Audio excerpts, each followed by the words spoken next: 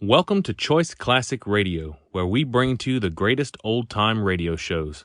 Like us on Facebook, subscribe to us on YouTube, and thank you for donating at choiceclassicradio.com. And now, the Hall of Fantasy. Welcome to the Hall of Fantasy. Welcome to the series of radio dramas dedicated to the supernatural, the unusual, and the unknown. Come with me, my friends. We shall descend to the world of the unknown and forbidden, down to the depths where the veil of time is lifted, and the supernatural reigns as king. Come with me and listen to the tale of the Golden Bracelet of Amoniris. There doesn't seem... Over there, next to the sarcophagus. It's one of the workers. He shouldn't be in here. Something's happened to him. Here, you. Get up. Get out of here. Just a minute. What are you feeling his pulse for? He's dead. What? He's dead. And look, around his wrist. That's the snake bracelet the mummy wore. There's a strange mark on his wrist, like the fang marks of a snake. The Hall of Fantasy will present The Golden Bracelet of Amoniris in just a moment. And now for our story entitled The Golden Bracelet of Amoniris. I had gone over to Egypt with Dr. Jason Freeman's archaeological group to discover, if possible, the tomb of the pharaoh Amouaten. Amouaten had been one of the greatest rulers of the Third Dynasty. Other parties before ours had covered every inch of ground in the Valley of Kings, only to meet with failure. Dr. Freeman believed the lost tomb was several miles away from the valley, and accordingly, our base of operations was set up some 20 miles north of the Valley of Kings. It was about midday, almost a month after we had begun excavating.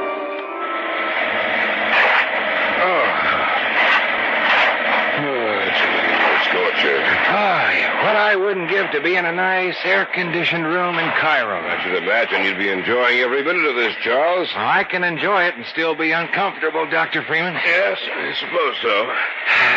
We don't seem to have had much luck so far. But we will. I'm sure of it. One of the men is calling to us. Perhaps he found something. Well, let's see. All right, we're coming. Where's Professor Porter? There he is over there. He's coming too. We find tomb. What? We find tomb. Look. Here. Let me see. Well? He's right. And we're in luck. The seal is intact. What is it? What's happened? We were in luck when we started to dig here, Porter. We found the tomb. And the seal on the door? It's intact. That means grave robbers didn't break in. The tomb is just as it was left centuries ago. Is it Amouaten's tomb? We don't know yet. We won't know till we get inside. There's no marking out here by the door. Maybe the sand is covering it. What are we going to do? We'll clear this area by the doorway. Then we'll use dynamite to blast it down. Men back far enough? There isn't anyone except us within 200 yards of that door. Good. The wire's attached, Porter? Yes. Then set it off. You've done it! Yes, a good clean job, Porter. When do we go in? You've forgotten about the heat, eh, Charles? You're caught up in the excitement of discovery. Well, it's to be expected. Yes, but when do we go in? In about 2 hours. We'll give the air a chance to get in there and replace that which is present now. I don't want to take any chances, one of us being overcome by the stale oxygen in there. Jason. Yes, Porter? It's strange, but I have the feeling that we shouldn't go inside that tomb. Well, I don't know. I must be reading too many murder stories in my spare time. Everything inside that tomb is dead. Of course, nothing can hurt us.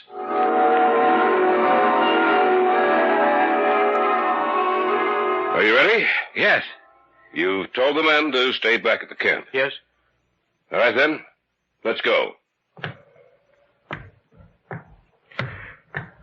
It's a good thing we waited. It still smells stale, musty in here. Seems strange that there was no inscription on the door outside the tomb. Nor is there any in this passageway. burial chamber will let us know whose tomb this is. Shine your lights up ahead. I think we're coming to it. Yes, we are. Now, we'll find out if we've discovered the tomb of Amoaten. There's an inscription over there. Shine your lights over there. See if you can make it out, Porter. It's not the tomb of Amoaten, Jason. It's the tomb of Amoniris. Amoniris? Yeah. The legendary queen of the Third Dynasty. It's truly a great discovery. Then you're not disappointed. Of course not, Charles. We've come across something the world thought was lost forever. Amoniris, the greatest of the queens of Egypt. Even in the most complete histories of Egypt, only vague references are made to her name. But we were sure she existed. And this will prove it. Who was she? Queen of Egypt, master of men, and one of the cruelest rulers of the ancient world. To disobey her slightest wish meant death to the one who incurred her wrath. Let's see if we can open the sarcophagus. This burial chamber is magnificently preserved. I only hope that the mummy of Amoniris will be in the same condition. There's an inscription on the side of the sarcophagus, Jason. What does it say? Let me see. Whomsoever violates the resting place of the queen and steals her wealth from her shall die the death she reserves for him. Nice and friendly. We went to a great deal of trouble to frighten the grave robbers away. Inscriptions like that one appealing to the superstitious natures of their people. They hoped it would save their tombs from being ransacked. For the ancient Egyptians believed that they needed their wealth and possessions after death. Well, it certainly made me think for a minute. Oh, there's nothing to it. Isn't it right, Boyd? No, there's nothing to it. Now then, let's see if we can't roll the top of this sarcophagus off. The three of us together. Right. All right. All together now. A little more. That does it. Shall die the death. Yes. There she is. Wrapped in mummy cloth, and her head covered by a gold mask. The mummy of Amoniris. Whosoever violates my tomb shall die. Listen.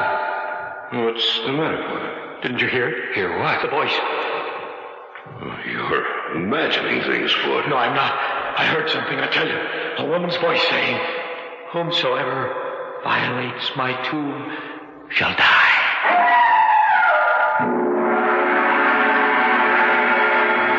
We'll return to the Hall of Fantasy in the tale of the Golden Bracelet of Amoniris in just a moment.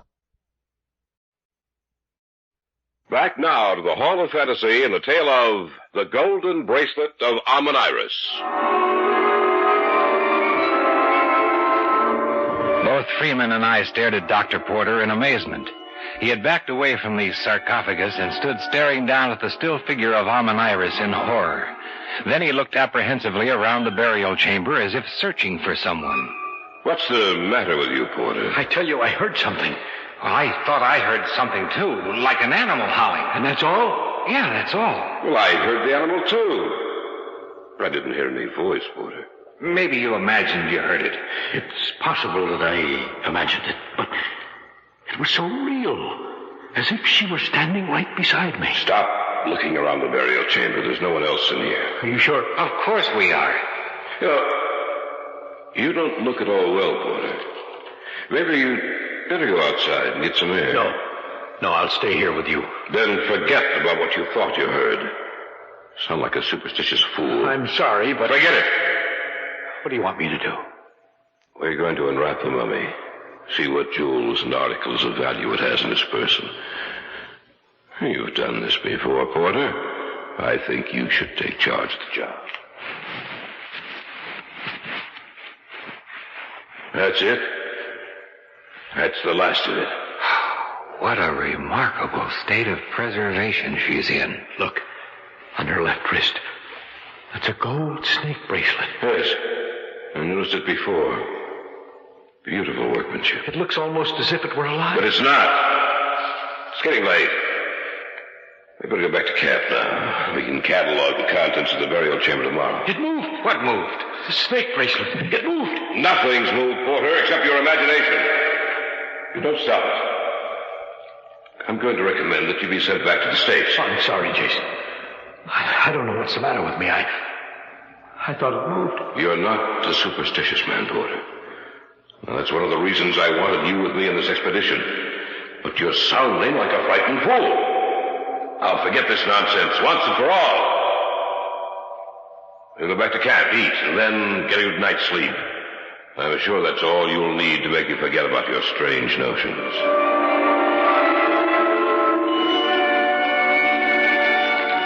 What time is it?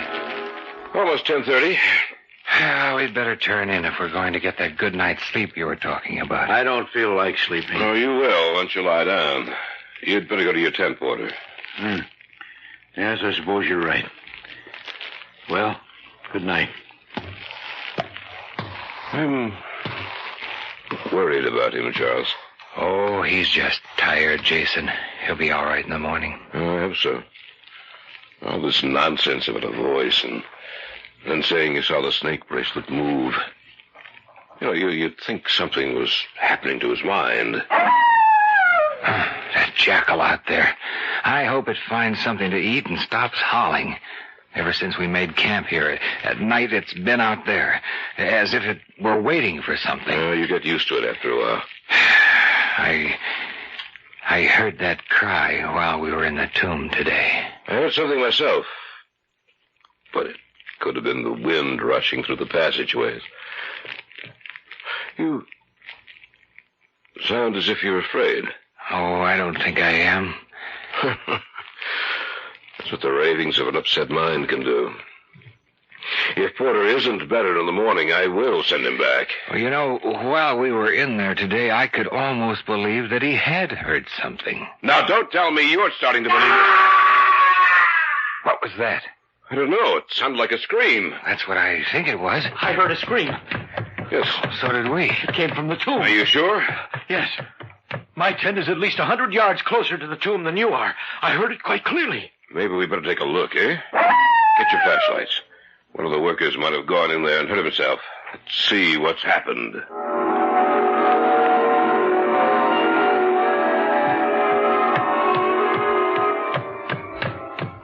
Anyone in here? Shine your lights around. Well, that doesn't seem... Over there. Next to the sarcophagus. It's one of the workers. He shouldn't be in here. Something's happened to him. Here, you. Get up. Get out of here. Just a minute. Oh. What are you feeling his pulse for? He's dead. What? He's dead. And look. Around his wrist. That's the snake bracelet the mummy wore. There's a strange mark on his wrist. Like the fang marks of a snake. Let me see. Those are fang marks. What's wrong? I felt it move.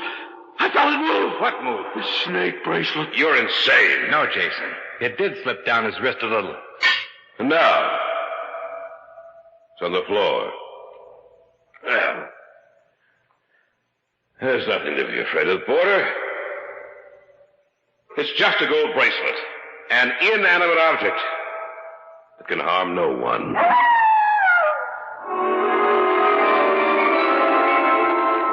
In the days that followed, we cataloged all the contents of the tomb. It was an exceptionally rich store of treasures that had been buried there with the Queen. Many of the objects we left with the Egyptian Department of Antiquities. But we were allowed to bring the mummy of Queen Amoniris and a small part of the jewelry and other articles back to America with us. Among them was the snake bracelet. About a month after our return, Jason Freeman invited Dr. Porter and me over to his house one evening. Gentlemen, my wife, Laura. How do you do? Pleasure, Mr. Freeman. Jason's spoken of you often. And he's spoken of both of you often also. I feel as though I know you already. I see you're wearing the gold bracelet we found in the tomb. Yes, a gift from my husband. The other things he presented to the museum. Did he tell you Yes, about... yes, he mentioned that it was found on the wrist of a dead man. Porter seems to believe that, Excuse me. Hello? Yes. This is Jason Freeman. What's that? Well, it's not possible. I see. Yeah. Well, thanks for letting me know. Goodbye. Who was it, dear? Dr. Stevens. The curator of the museum. Anything wrong, Jason? Yes. He said the mummy of Amoniris is missing from its glass case. The case is completely shattered, but the mummy is gone. Well, who would want to see Stevens said the watchman told him he saw something walking across the grass outside the museum. What do you mean? He said it was the mummy he saw. You are listening to the tale of The Golden Bracelet of Amoniris on this week's journey down the corridors of the Hall of Fantasy. We'll return to our story in just a moment. And now, back to our story entitled The Golden Bracelet of Amoniris.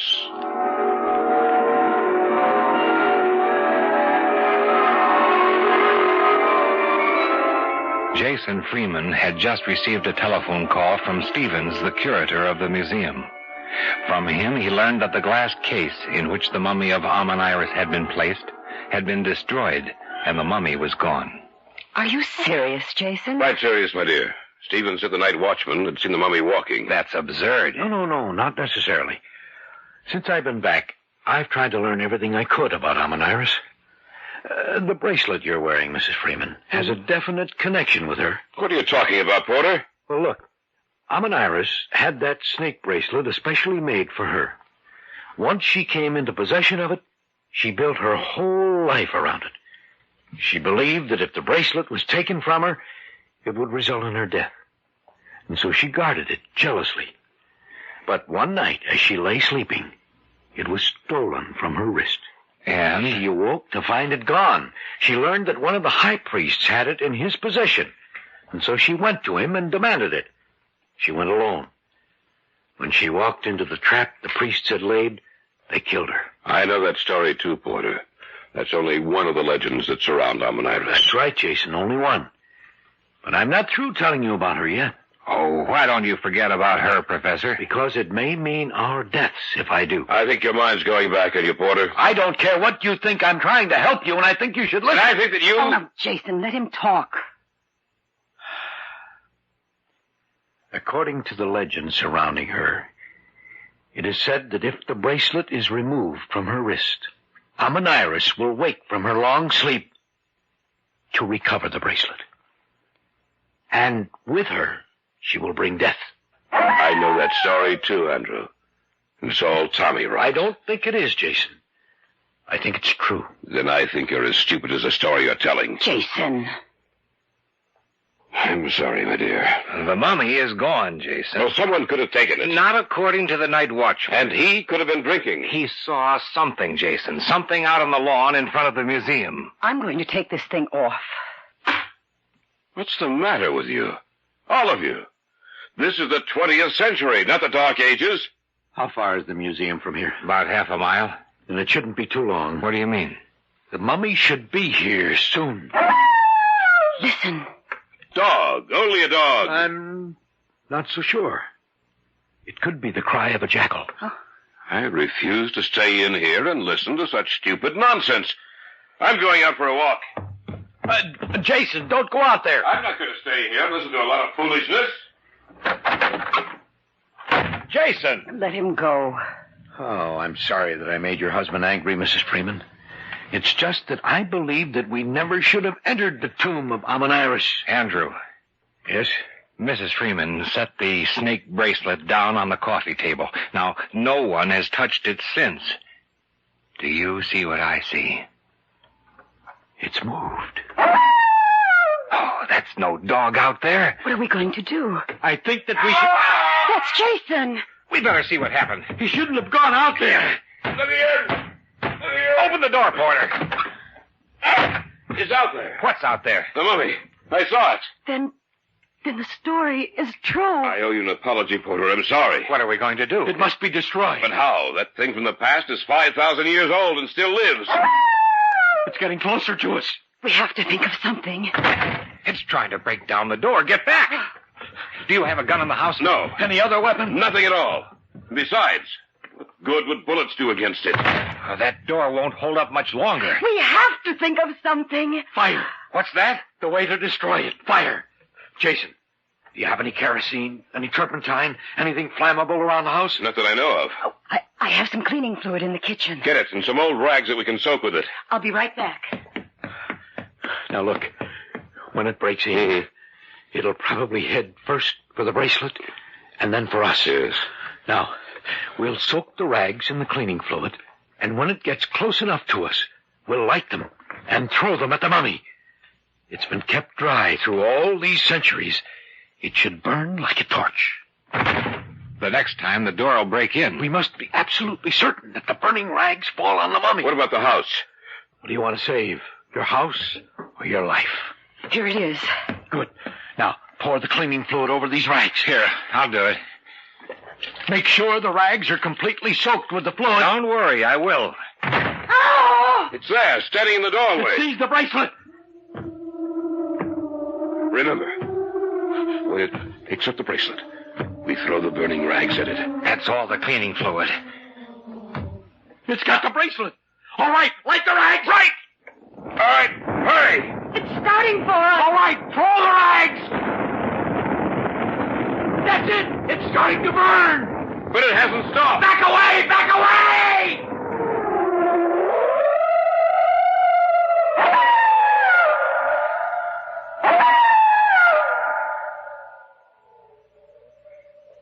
Are you sure the fire's completely out? Yes. I was afraid that we'd never be able to stop it. So was I. Yes. But we did stop. And the mummy is destroyed. Well, there's nothing left but ashes. And the bracelet. Yes, and the bracelet. Only the flames melted it down, so that it's lost all shape and form. That's all there is left of the golden bracelet of Amoniris.